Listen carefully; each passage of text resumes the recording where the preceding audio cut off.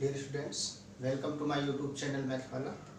आज के इस वीडियो लेक्चर में आप लोगों को बहुपद का जो शून्यक होता है, पॉलिनोमियल का जो जीरोज होता है, उसका ज्यामितीय अर्थ में हम लोग कैसे प्रॉब्लम्स को सॉल्व करेंगे, जो कि एक्सरसाइज 2.1 एनसीईआरटी में है।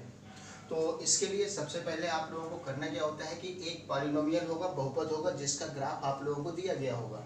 तो माना कि जैसे एक एग्जांपल लेते हैं, जैसे कि मान लीजिए एक ग्राफ आपको इस प्रकार से दिया गया है। ये एक्स एक्सिस है और ये वाई एक्सिस है, ये ओरिजिन है, मूल बिंदु है, और इसका ग्राफ ऐसे दिया गया है।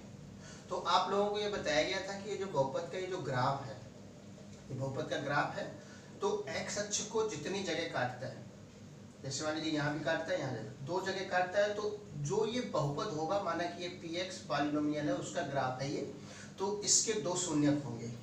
क्लियर है ना? तो कोई भी बहुपद एक्स अक्ष को जितनी जगह काटता है उतने ही शून्यक होते हैं। एक चीज और बता दें, यहाँ पर कभी कभी ऐसा भी हो जाता है कि जैसे मान लीजिए कोई पॉलिनोमियल का ग्राफ आप लोगों के पास है, जैसे मान लीजिए इस प्रकार से केवल ऐसे दिया गया है और केवल ये इसको टच कर रहा है, ग्राफ किसी भी हिसाब का हो सकता है, केवल इसको टच कर रहा है, ये पॉइंट ऑफ कांटेक्ट है, अर्थात स्पर्श बिंदु है। ये जो एक्स एक्सिस को स्पर्श कर रहा है, तो इसको हम काटना ही कहते हैं। तो इस प्रकार से आप लोग जो एनसीईआरटी की एक्सरसाइज 2.1 है, उसको आप लोग आराम से ग्राफ देख करके सॉल्व कर सकते हैं, इसमें से कोई बड़ी बात नहीं। ठीक है ना? तो जितना जगह काटेगा उतने इसके शून्यक होंगे, ये आप लोगों को ध्यान रखना है, लेकिन एक्स अक्ष को काटना चाहिए, एक्स अक्ष से हमें मतलब होता है। तो एक्सरसाइज 2.2 एनसीईआरटी, इसको सॉल्व करने के लिए आप लोगों को करना क्या होगा कि कुछ जो पॉलिनोमियल्स होते हैं, पॉलिनोमियल यानी बहुपद, तो बहुपद के शून्यक और गुणांकों में संबंध भी स्थापित करना होता है, बहुपद के शून्यक ज्ञात करना होता है।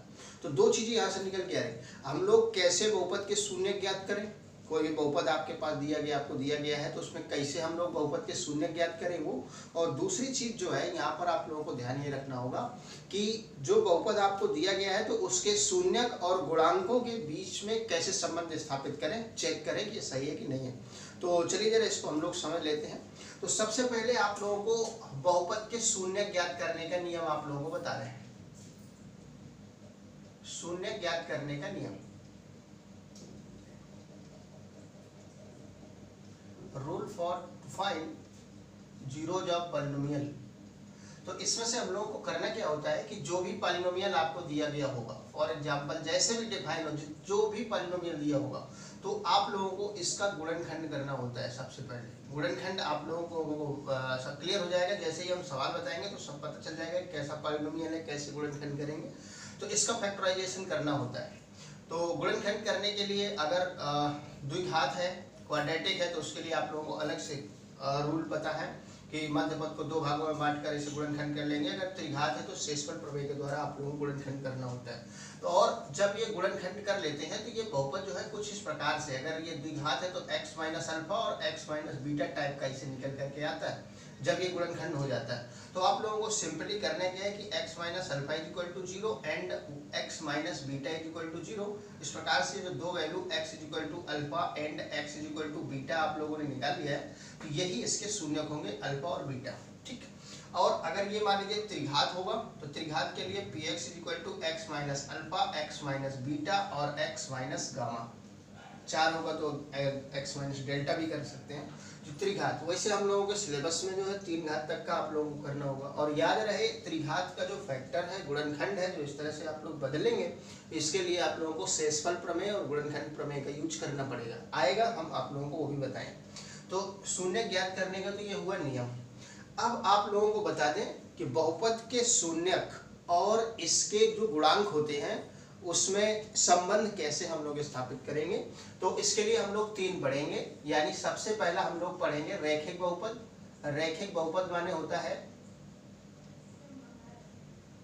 Linear polynomial. लीनियर पॉलिनोमियल, ठीक है ना? तो देखिए जरा, अब आप लोग कर क्या रहे हैं, यहाँ पर हम लोग कर रहे हैं कि बहुपद के शून्यक और गुणांकों के बीच में संबंध कैसे बताया जाता है वो बता रहे हैं। तो हम लोगों ने एक लीनियर पॉलिनोमियल ले लिया, जैसे px is equal to ax plus b है। लीनियर माने रैखिक, यानी इसकी घात जो एक लगी हुई है, इसीलिए ये रैखिक है। इसमें से बच्चों आप लोगों को ध्यान रखना है provided a does not is equal to zero. भाई अगर ए का वैल्यू जीरो हो जाएगा तो फिर ये रैखिक बहुपद नहीं रह जाएगा, लीनियर पॉलिनोमियल नहीं होगा, इसलिए ऐसा है। तो इसमें से आप लोगों को ये ए है एक्स का गुणांक है और बी है अचर पद है, तो इसका शून्यक आप लोग अगर निकालते हैं तो शून्यक निकालने के लिए मान लेते हैं कि अल्फा अगर इसका शून्यक है तो माना अल्फा इसका शून्यक है तो पी अल्फा अगर आप लोग रखेंगे तो भाई शून्यक है तो पी अल्फा की वैल्यू जीरो हो जाएगी। भाई शून्यक की ही क्वालिटी होती है कि अगर x के स्थान पर उस वैल्यू को रख दिया जाए जो कि शून्यक है तो बहुपद का मान value of the polynomial will be zero, यानी बहुपद का मान शून्य हो जाएगा, तो जाएगा ए अल्फा प्लस बी। तो यहाँ से आप लोग निकाले तो a alpha plus beta sorry b है a alpha plus b is equal to zero, तो a alpha is equal to होगा माइनस बी, तो अल्फा इज इक्वल टू हो जाएगा माइनस बी अपॉन ए। ठीक है ना। तो इस प्रकार से ये है, आप लोग इसको देख सकते हैं कि alpha is equal to minus b upon a आ गया है, अर्थात बी क्या है अचर पद है, तो माइनस का ये जो है अचर पद आप लोग लेंगे माइनस अचर पद यानी कांस्टेंट टर्म और अपॉन एक्स का गुणांक, ये फार्मूला बन जाता है। ये है रैखिक बहुपद के लिए, यानी रैखिक का मतलब एक घात के बहुपद के लिए है, ये एक घात का है अगर तो उसके लिए आप लोगों को याद रखना है माइनस बी अपॉन ए। ठीक है ना। अब हम लोग बात करते हैं दूसरे नंबर पर द्विघात बहुपद के लिए।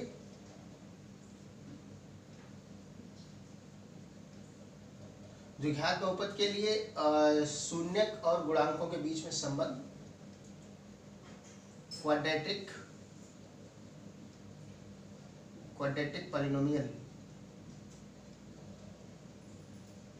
तो क्वाड्रेटिक पॉलिनोमियल आप लोगों को पता है कि इस प्रकार से दिया जाता है, जैसे p x is equal to आप लोग लेंगे a x square plus b x plus c, और यहाँ भी आप लोगों ने provided a does not is equal to zero. भाई ए वैल्यू जीरो हो जाएगी तो फिर ये क्वाड्रेटिक नहीं रह जाएगा, द्विघात नहीं रह जाएगा। तो इसमें से आप लोगों को करना क्या है कि इसके गुणांक में देखें एक्स स्क्वायर का गुणांक ए है, एक्स का गुणांक बी है और ये सी जो है ये अचर पद है। तो इसके जो ये बहुपद के जो गुणांक है और इसके शून्यक मान लेते हैं हम लोग, माना शून्यक अल्फा और बीटा है। ठीक है ना, अल्फा और बीटा है। Let the zeros of this polynomial are alpha and beta, हम लोग ऐसा मान लिया। अब बच्चों इसमें से जो रिलेशन होता है, तो ये जो शून्यक है एक अल्फा और एक बीटा है, तो इसमें सबसे पहले निकाला जाता है शून्यकों का योग। ये संबंध है दोनों शून्यकों के बीच में, तो शून्यकों का योग अर्थात सम ऑफ जीरोज, शून्यकों का योग मतलब alpha plus beta, sum of zeros है alpha plus beta is equal to, इसके लिए फार्मूला आता है माइनस बी अपॉन ए। और इसका जो प्रूफ है वो आपको पीडीएफ में हम पहले ही दे चुके हैं, आप लोग उसको चेक कर लीजिएगा कैसे आता है। तो अल्फा प्लस बीटा बराबर माइनस बी अपॉन ए, अर्थात माइनस बी क्या है एक्स का गुणांक, तो माइनस एक्स का गुणांक अपॉन ये हो जाता है एक्स स्क्वायर का गुणांक। ठीक है ना, तो एक तो ये आ जाता है, यानी minus coefficient of x upon coefficient of x square. अब इसके बाद आप लोगों को निकालना होता है शून्यकों का गुणनफल, प्रोडक्ट ऑफ जीरोज अर्थात शून्यकों का गुणनफल। शून्यकों का गुणनफल क्या है alpha into beta, alpha into beta, इसके लिए फार्मूला प्राप्त होता है सी अपॉन ए, अर्थात सी क्या है अचर पद है, तो अचर पद अपॉन एक्स स्क्वायर का गुणांक, इस तरह से एक्स स्क्वायर का गुणांक। तो ये तो रहा आप लोगों को द्विघात के लिए। तो इस प्रकार से जो क्वेश्चन पूछा जाता है, क्वेश्चन आता भी है एनसीईआरटी एक्सरसाइज 2.2 में हम लोग पढ़ने वाले हैं, तो उसमें से आप लोगों को यही पूछा जाएगा कि बहुपद के शून्य ज्ञात करिए, जो आपको पहले शून्य ज्ञात करने का नियम बता चुके हैं, और उनके जीरोज जो शून्यक होंगे, शून्यक और उसके जो ये गुणांक हैं इनके बीच में संबंध स्थापित करना है। तो जो त्रिघात बहुपद के लिए आप लोगों को बता दें, त्रिघात बहुपद के लिए शून्यक और उसके गुणांकों के बीच में जो संबंध होता है, तीसरा त्रिघात बहुपद क्यूबिक पॉलिनोमियल। ठीक है ना, क्यूबिक पॉलिनोमियल। तो इसमें से हम लोग मान लेते हैं कि जैसे पॉलिनोमियल है पी एक्स बराबर ए एक्स क्यूब और प्लस बी एक्स स्क्वायर और plus c x plus d, provided अब आप समझ गए होंगे क्यों लिख रहे हैं, a does not is equal to 0, a का वैल्यू 0 नहीं होगा। तो इसमें भी आप लोगों को प्रूवमेंट पीडीएफ में अवेलेबल है, पीडीएफ जो दिया गया है उसमें उपस्थित है, आप लोग उसको देख सकते हैं। 3 शून्यक मान लिया जाता है अल्फा बीटा गामा, और उसके बाद इसको जो है ट्राइज करके और कंपेयरिंग कर देना होता है दोनों साइड में। तो इसके लिए जो है देखिए, अब इसके 3 घात लगी है, 3 जीरोज होंगे, क्लियर है, 3 घात वाले के 3 जीरोज होते हैं। तो आप लोग इसमें से क्या करते हैं कि सबसे पहले हम लोग जो है शून्यक लेते हैं, माना इसके शून्यक है, लेट जीरोज आर, समझ जाएंगे, जीरोज आर मतलब शून्य किसके हैं, alpha comma beta and gamma, ठीक है ना, जीरोज माने शून्य। तो इसके शून्य हम लोगों ने ये ले लिए। तो इसमें से 3 चीजें निकले, पहले निकलेगा sum of zeros, sum of zeros माने शून्यकों का योगफल, अर्थात alpha plus beta plus gamma, ठीक है ना, वही शून्यकों का योग। तो alpha plus beta plus gamma is equal to, ये निकल के आएगा माइनस बी अपॉन, यही होता है, इसमें बी होता है, अर्थात ये हो जाएगा माइनस एक्स स्क्वायर का गुणांक, coefficient of x square upon x cube का गुणांक, ठीक है ना, इस तरह से। तो ये फार्मूला आता है और इस फार्मूले का प्रूफ आपको बताया गया पीडीएफ में है। अब इसके बाद sum of zeros taken two at one times, मतलब 2 शून्यक लेकर के, ऐसा लिखेंगे हम लोग, 2 शून्यक लेकर, 2 शून्यक लेकर गुणनफलों का योग,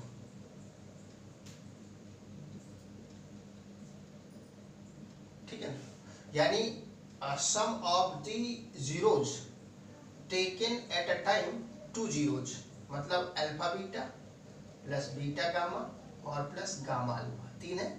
तो एक बार में 2 लेने हैं, alpha beta beta gamma gamma alpha, और रिपीट करेंगे फिर से यही आ जाए। तो इसके लिए जो फार्मूला होता है वो होता है सी अपॉन ए, ठीक है ना।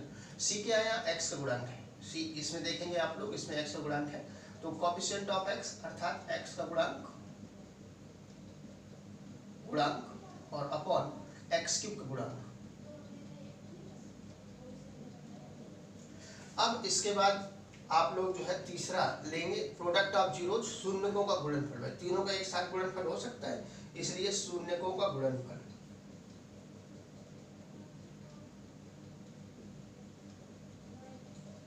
शून्यकों का गुणनफल अल्फा बीटा गामा, ठीक है ना, अल्फा बीटा गामा ये होता है माइनस का डी अपॉन, ध्यान रखिएगा, माइनस डी अपॉन ए, अर्थात माइनस अचर पद और अपॉन एक्स क्यूब का गुणांक, ठीक है ना। तो इस प्रकार से आप लोगों को ये सब फार्मूला जो आप लोगों के दिए गए हैं, रैखिक के लिए आप लोगों के रैखिक का वैसे बहुत कम पूछा जाता है, और ये इसका सबसे ज़्यादा एक्सरसाइज 2.2 जो आप लोग एनसीईआरटी की देखेंगे उसमें यही है, आप लोगों को इससे कंपेयरिंग करा के एबीसी का मान निकाल लेते हैं, एबीसी का वैल्यू हम लोग निकाल लेंगे, एबीसी का वैल्यू निकालने के बाद आप लोग ये फार्मूला सीधे इस्तेमाल कर लेंगे और एक जगह से आप लोग शून्यक भी निकाल लेंगे, इसका मेथड होगा। तो शून्यक निकालना भी आपको बता दिया गया है, और एबीसी का मान कंपेयरिंग करके जो भी द्विघात आपको दिया गया होगा हम समझा ही देते हैं। इसमें से मान लीजिए जैसे एक एग्जाम्पल के तौर पर आप लोगों को दिया गया है एक बहुपद पी एक्स बराबर x square minus 5x plus 6, ऐसे कुछ दिया गया है। तो आप लोग अगर इससे कंपेयरिंग करेंगे, तुलना करेंगे, तो जानते हैं एक्स स्क्वायर गुणांक ए है, इसमें एक्स स्क्वायर गुणांक 1 है, इसलिए ए बराबर 1 आएगा, और यहाँ एक्स गुणांक बी है, एक्स गुणांक -5 है, बी इज इक्वल टू -5, और इसमें सी है अचर पद, तो सी इज इक्वल टू 6। इस प्रकार से तुलना करके ए बी सी की वैल्यू निकाल लेंगे, तो यहाँ के लिए हो जाएगा ए बी सी का वैल्यू इधर के लिए आ जाएगा, और अल्फा और बीटा इसके शून्य का आपको बताया, गुणनखंड करके फैक्टर करके इसका x-2 x-3 आएगा। तो इस तरह से 2 और 3 इसके शून्य हो जाएंगे, जिस प्रकार से अल्फा बीटा की वैल्यू आ जाए। सबसे पहले इसका वर्किंग मेथड जो होगा वो क्या होगा, अगर आप लोगों से क्वेश्चन ऐसा बोल रहा है कि शून्य ज्ञात करो, पहली चीज, और फिर शून्यक और उसके गुणांकों के बीच में संबंध स्थापित करो, तो यहाँ पर 2 काम करने होंगे। सबसे पहला आपको शून्यक निकालना होगा, तो शून्यक निकालने के लिए गुणनखंड करके और हर एक फैक्टर को, हर एक गुणनखंड को 0 के बराबर करके x का मान निकालेंगे, वही शून्यक होंगे, अल्फा बीटा अगर जरूरत है तो गामा भी। अब इसके बाद दूसरा आप लोगों को इसमें से जो गुणांकों के बीच में संबंध है, तो ये फार्मूले आपको याद करने होंगे, जिसमें से द्विघात के लिए आप लोगों को बताया गया, द्विघात के लिए मूलों का योग और शून्यक का योग और शून्यकों का गुणनफल ये है, और त्रिघात के लिए आप लोगों के पास ये 3 फार्मूला है, ठीक है ना। तो इस प्रकार से आप लोग याद करेंगे और हम लोग आगे सवाल लगाएंगे, ठीक है ना। तो अपने नेक्स्ट वीडियो में आप लोगों को एक्सरसाइज 2.2 समझा देंगे, आप लोगों को बहुत जल्दी कर देंगे, ठीक है। धन्यवाद, थैंक्स फॉर वॉचिंग।